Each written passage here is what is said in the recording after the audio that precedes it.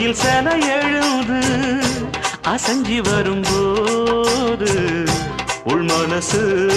தத்தடிக்கும் உறக்கம் என்பது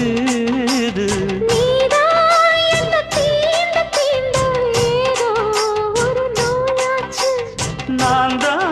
உன்னை சீண்டி சீண்டி பார்த்து ரொம்ப நாளாச்சு